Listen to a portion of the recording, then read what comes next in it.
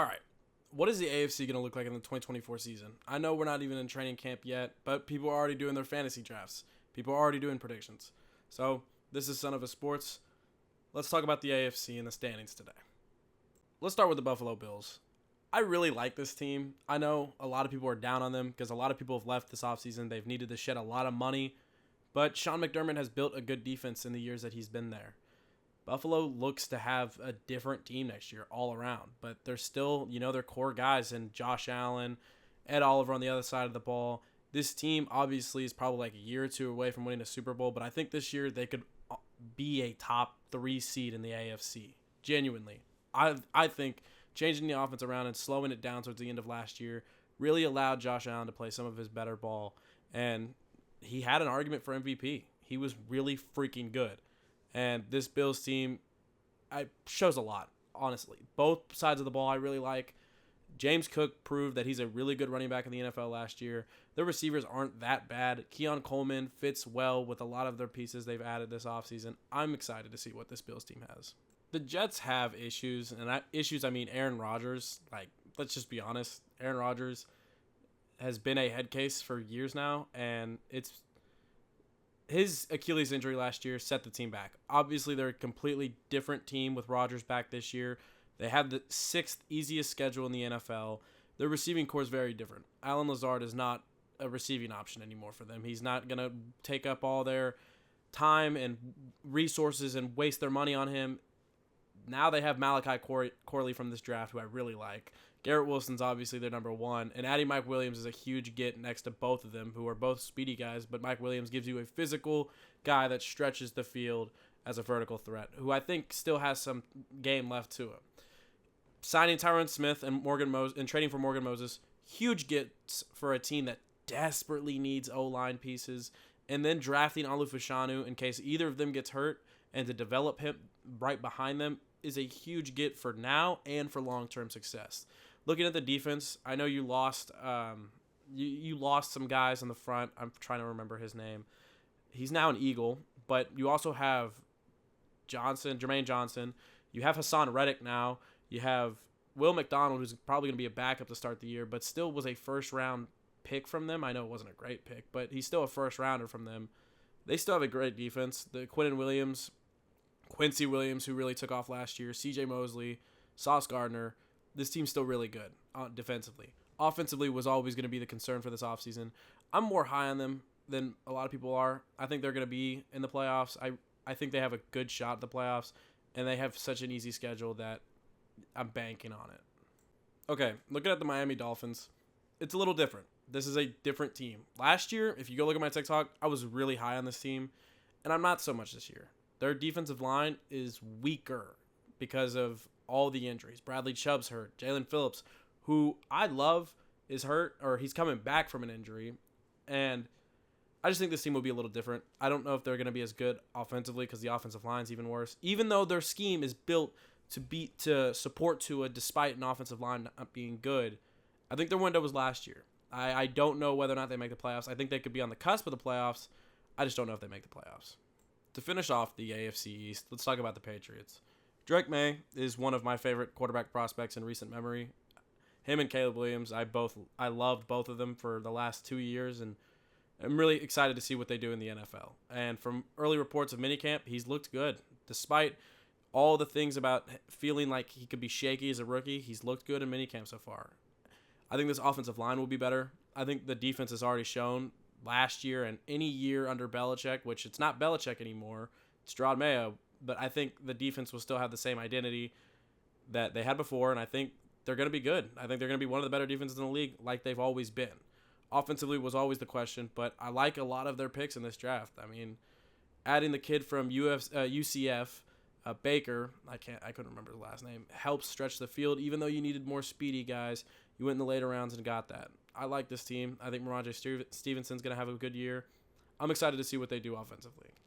I know the picture's blurry, but this is my standings for the AFC East. Bills, Jets, Dolphins, Patriots. Bills I have a lot of promise with. Jets have an easier schedule. The Dolphins just, I don't know if they're going to be as good as last year. And the Patriots, as promising as they are future-wise, this is a competitive division. So, yeah, that's my AFC East. Moving on to the AFC South, let's talk about the Texans because they're my number one team there. They're everyone's number one team there, it feels like. The Texans are really good. Don't get me wrong. I just don't know if I'm going to put them the second or third seed. I'll probably have them as the fourth seed at the end of the AFC. And it's just because this team has a little bit of question marks, but you also have to account for fit in the next year. Stephon Diggs just started really good last year, but people, including me, had questions about how he is long-term because he does slow down towards the end of years, and playoffs-wise, he's never really been that good of a receiver except that one big catch against the Saints in 2017.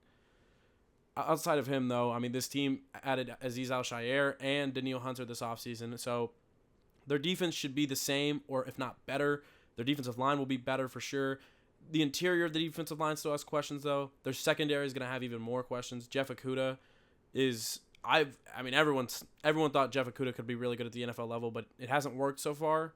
I mean, he was okay with Atlanta last year, but I wonder how he is in DeMeco's system because DeMeco has a good corner system. He made it work with Stingley. Stingley looked phenomenal last year. So if anyone can make Jeff Okudah look good, it is DeMeco Ryans. Also, Kamari Lassiter, but he is a rookie. And Jalen Petrie, who is a young safety who is really good. There's still questions there. And then Jimmy Ward's like 34 years old this year, so there is a little bit of questions in terms of the secondary on defense. And offense, I just wonder how the receivers mesh. Because I think Nico and Tank are great fits next to each other. I just wonder how it works with Stephon. And the offensive line still has always had questions. But I'm still going to say they're number one in the AFC South, even though I still have a little bit of questions. The Colts are genuinely one of my favorite teams in the NFL. I love this roster in terms of how their defensive line is. They just have had some of my favorite prospects in recent memory with Anthony Richardson and Laiatu Latu. And both of them look to show a lot of promise for next year. This defensive line is incredible. And I think adding Laiatu Latu just makes them even better. Their questions are the same like the Texans. Secondary, offensive line, and receivers. Receivers, last year they were pretty good. Adding a Donnie Mitchell was a huge get at pick 50 in this draft. I think they killed it in this draft. And Bernard Ryman has looked really good for their offensive line. I think their offensive line improved a lot last year. I think Shane Steichen coaches a really good offensive scheme that allows offensive lines to play well. And now that they didn't have to be coached by I can't even remember the previous coach's name for the life of me because he was also the Panthers coach. He's shown to not have good offensive line schemes, and this Colts team should be even better next year. I wonder about Anthony Richardson's health because in minicamp, I remember he did have to exit early for a shoulder injury. But outside of that, I think this team could be really, really freaking good. Like, I am so excited for this team. I have the Texans above them because the Texans have a better roster as of now, but this Colts team is only growing. I have the Jaguars as the third seed in the AFC South, and it's because this is a make-or-break year for a team that is just weirdly built. I really, really do believe in Trevor Lawrence. He has shown that he can be a very good quarterback at the NFL level. I know people dog on him. I know people act like he's bad, but he's not. Like, that is one of my biggest pet peeves in the NFL is people acting like Trevor Lawrence is a bad quarterback. He's just had a weird, funky roster. The offensive line was bad last year. They didn't do much to fix that. Receivers, they got Brian Thomas Jr. in the draft. A huge get, and I like it a lot. But I do wonder how it fits right next to, like, Gabe Davis, who they called a Swiss Army knife. Christian Kirk, I think he'll fit nice, too. I think he'll fit really well next to. Evan Ingram, I think he'll also fit well next to. But I just question how this offense is going to be with the offensive line. Doug Peterson coaching. And Doug was a really good coach year one, and Doug coached a really good Super Bowl. But, I mean, as you can see in year two with the Jags, and as you saw with at the end of his Eagles tenure, he does have questions as a head coach. The other thing is their defense. Their defense is really shaky. They didn't really address secondary that much this offseason, and they let go of a few pretty good pieces. Travon Walker has not made the steps to look like a first overall pick that you think that you'd want him to make. Josh Allen's locked down to a secure contract. That's a lot. Devin Lloyd played really good at linebacker last year, but there's still questions for this team. And I don't know if I can put them above the Colts and the Texans today, and I don't think I am. The Tennessee Titans are last in the AFC South, but it's not because they're a bad team or because they're a good team. I mean, I'm not going to say that either. I think this team's building. You give Will Levis the best chance to see if he's good with adding the Callahan dad and letting him develop that offensive line with J.C. Latham and Soronsky from your first-round pick last year, and then also having DeAndre Hopkins still, Signing Calvin Ridley to a lot of money and adding Tyler Boyd makes a good receiving core. And Traylon Burks is obviously receiver number 4, but you still get one more shot to see if he's at least something as a first-round pick because the previous management messed up that trade. But defensively, you have a pretty good defense, and it's going to be very hard for teams to play the Titans. And their defensive line's good. Their corners are incredible. The only question there is linebacker and safety. And I think that those questions will be answered this year. This team obviously is not a playoff contender, but this team is still a very, very competitive team, especially a team that's going to be hard to play. These are my standings for the AFC South. Quite possibly the worst division in football 2 years ago now becomes one of the most competitive. I really like this team, or these teams, and I'm excited to see each one of them play this year because all of them feel like playoff contenders. Maybe not the Titans, but the Texans, Colts, and Jags offer a lot of potential playoff-wise. I'm going to start the AFC North with the Baltimore Ravens. Every time Lamar's healthy, the Baltimore Ravens are near the top of the AFC and the top of the AFC North. So I'm not going to say right now, oh yeah, let's count him out and expect him to not be healthy because he just won freaking MVP. Derrick Henry is a great get in free agency. You're going to see what he has left in him. Zay Flowers is going into year 2. Rashad Bateman should be healthier, and every time he is healthy, he at least shows promise. Devontae Walker was a great draft pick. Malik Cunningham's a good get, and Isaiah Washington is a good get. Mark Andrews is going to be healthier. The question there for offense is offensive line. Ronnie Stanley has never been healthy, or at least healthy enough to where you can bank on him being your main offensive line piece for the whole season. Tyler Linderbaum is the only certainty on this offensive line. Morgan Moses is a Jet now, so they have to use a rookie right tackle in Rosengarten, who I think was a good draft pick, but you have to make him start immediately, and that's going to be a question mark. Ben Cleveland and Andrew Voorhees, I don't know how they're going to be. Their guard play is pretty questionable. Looking at their defense, it's going to be different. Let's just be honest. They don't have their defensive coordinator from last year. He's the Seahawks coach now. Matabuke, bringing him back was a good get. Michael Pierce, bringing him in was extremely underrated. Travis Jones, Ojabo are good. And, Adisa Isaac are all rotational pieces that show a lot of promise. And Oweh should develop more. Roquan Smith will still be the same player. Trenton Simpson, you should expect him to be that Patrick Queen role right next to Roquan, and they're banking on him developing a little bit. Van Noy, I think, is still a Raven, and he was really good with them last year. Marlon Humphrey, I think, still has a good amount left in him. Nate Wiggins, great draft pick. If I already mentioned that, sorry, but I really like that draft pick for him. And Kyle Hamilton, one of my favorite prospects in like the last 10 years. And he has proved why. He's phenomenal. One of the best players in the NFL. Marcus Williams was really good last year for them. And drafting DJ Tampa, also a good get. This team should be a very good team in the AFC, and I don't think they're going anywhere. Okay, I put the Bengals at number 2. And last year I was really, really freaking high on the Bengals. But this Bengals team is extremely different. I think their offensive line is going to be better. Kappa was really good for them in guard play. They signed Trent Brown and Orlando Brown Jr., and both of them have had questionable seasons the last few years, especially Orlando Brown. But drafting Amari Smith to develop behind them was just an incredibly smart decision by the organization. Looking at the receivers, I mean, Jamar Chase, still going to be really good, even if he was a little inconsistent last year. Looking at T. Higgins, who was committed to stay for at least another year, I think. And Jermaine Burton, who was one of my favorite draft picks in the later rounds. I really like that pick. Mike Gesicki shows promise in the tight end spot that they haven't had in a while. The only big question on offense is Joe Burrow. That is the main question, is how healthy is he going to be and how much is this injury going to affect him? Because reportedly and according to doctors in the NFL community, I mean, this injury lasts a long time with people and affects them for the rest of their life. Defensively, okay. Sam Hubbard, didn't really do much to fix that spot. Losing DJ Reader hurts. Let's be honest. Like, this defense was not great statistically last year, and losing one of the most underrated players in the NFL is always going to be a horrible thing. But going to the draft and, drafting Chris Jenkins was a pick I liked a lot. McKinley Jackson was a reach in the 3rd round, in my opinion, but, I mean, Miles Murphy and Chris Jenkins being developing pieces in that D-line, that shows a lot of promise. Trey Hendrickson had a great year last year. I don't care. He had 17 sacks. I'm not saying I don't care about that. I'm saying I don't care what people think their defensive line is going to be. I still think he's going to dominate and make their defense at least look decent. And their defensive play calling has always been really good under this coaching staff. And then also, their corners are a little bit of a question mark. Geno Stone, I've heard Ravens fans say he's just good at picks. So we'll see what happens there. Dax Hill, is probably benched now. I think their defense is going to be different. Let's just be honest. Their defense is older in some spots, and then their defense is younger in some spots. There's a lot of question marks across the board. But I still think this team shows promise to be the second best team in the AFC North. The Browns are 3, and it's not because I hate their roster. They're one of my favorite rosters in the NFL in terms of how deep they are. But we all know the question mark. It's Deshaun Watson. Their offensive line has been good for the last 4 to 5 years. Even they've had questions in certain spots, and then they have guys come in, and they're still really good. They drafted Zach Zenter, who has a lot of talent. DeJuan Jones was really good last year. But Deshaun Watson is always going to be a question mark at quarterback. And it's not even the scandals. That aside, he hasn't been good the 2 years he's been there. He got hurt last year.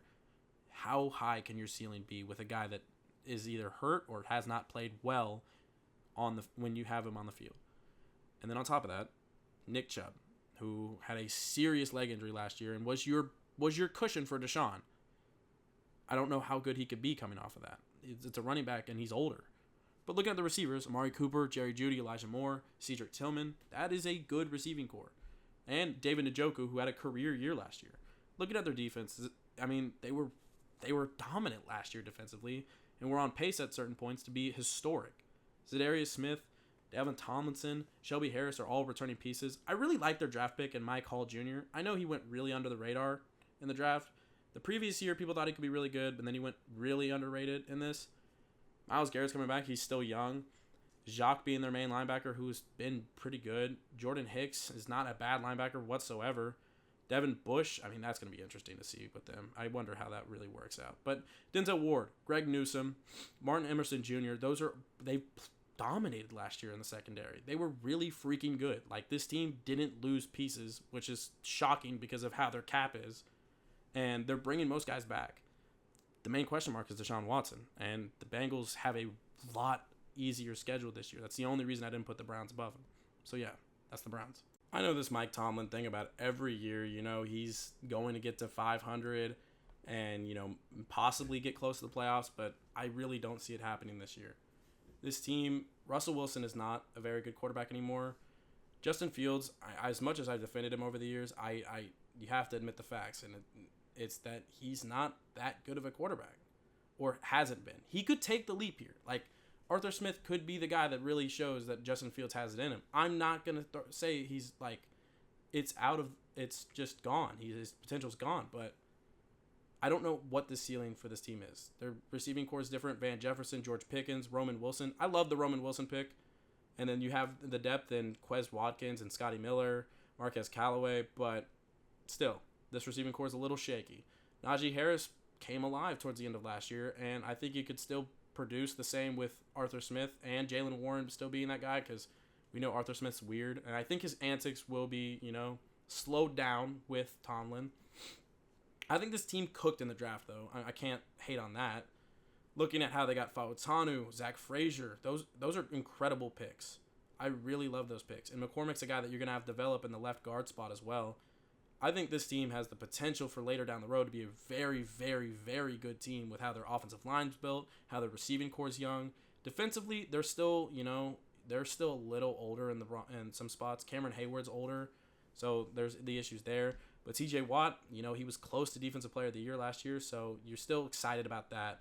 Holcomb is okay. Patrick Queen, that was a big signing. I really question how he's going to be defensively, because without Roquan Smith, he looked like a complete, people would make joke clips of him. But Alex Highsmith's still there. Joey Porter's going to develop.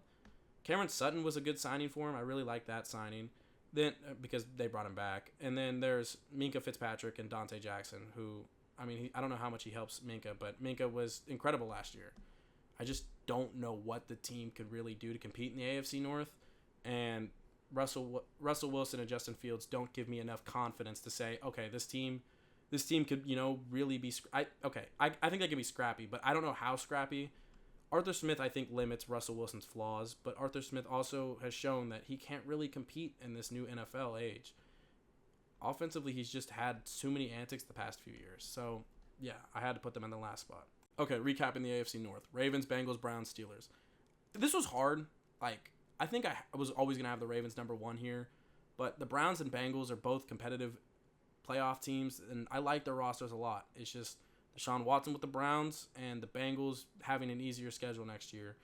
The Steelers as well, I think, have the hardest schedule in the NFL. I should have brought that up with their segment, but I didn't. And yeah, so that makes things really tricky for them there. So yeah, that's the AFC North.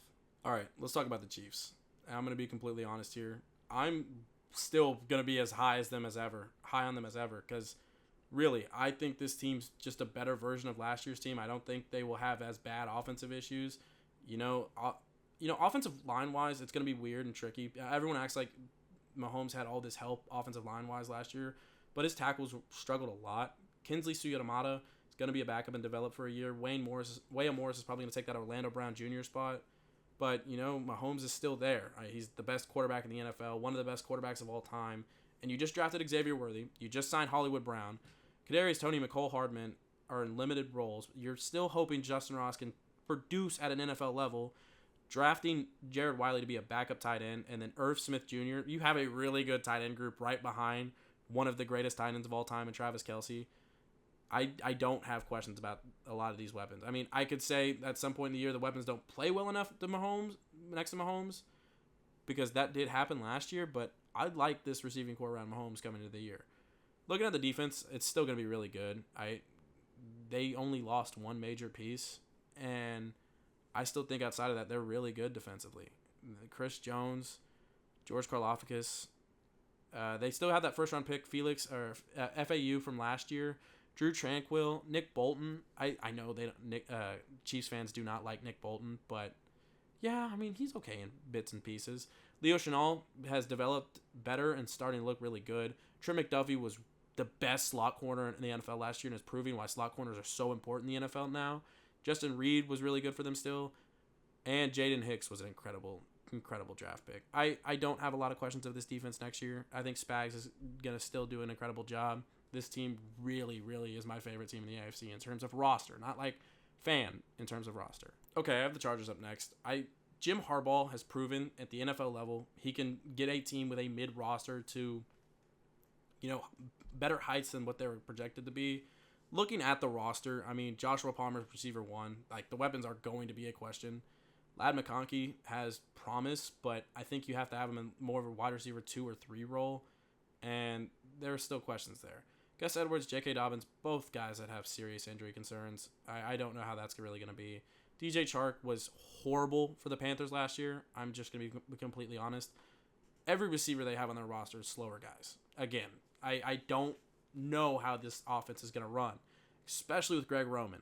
That really soured me with the Harbaugh hire, but I love Harbaugh and what he offers to scrappy teams. He did take a team that really shouldn't have been in the AFC or NFC Championship there. Maybe they should have, but they weren't projected to be. In terms of their offensive line, it's way better. Rashawn Slater and Zion Johnson should look better than they have the last 2 seasons. Rashawn really took a backseat last year, and no one's really talked about it, but I think he can be better next year, especially in a Harbaugh system. Joe Alt's an incredible draft pick, even if you're asking him to move the right tackle. Then looking at the defense, I mean, there's not a lot of names outside of Khalil Mack and Joey Bosa and Derwin James, but that doesn't change anything. Jim Harbaugh has always proven that, hey, I'm going to make a defense good. That's the main core of what my football philosophy is all about. So I wouldn't expect them to be, title contenders or maybe even playoff contenders, but I could definitely see them fighting for a wild card spot. The Raiders for number 3, and they could realistically definitely be number 2. I think the Chargers, I think Justin Herbert's the difference for the Chargers. I didn't even talk about him with the Chargers segment because it's just known. He's a very good quarterback. I'm very high on him. But looking at the Raiders, Devontae Adams, Michael Gallup, Jacoby Myers, that's a decent receiving core. Trey Tucker as well.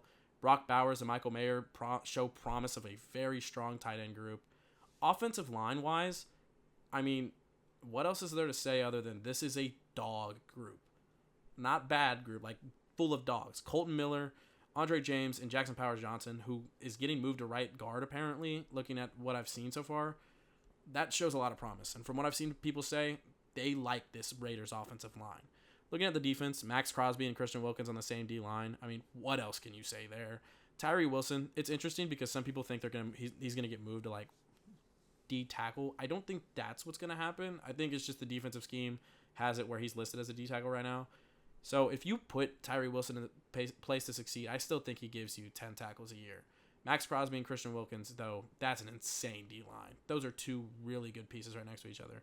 Divine Diablo, I mean, okay. Robert Spillane, good. He was a good linebacker last year. Jack Jones was a good linebacker 2 years ago, and he was decent. He was really good with the Raiders towards the end of last year. Marcus Epps is still a good safety, and Nate Hobbs is still a young corner, even though he feels older.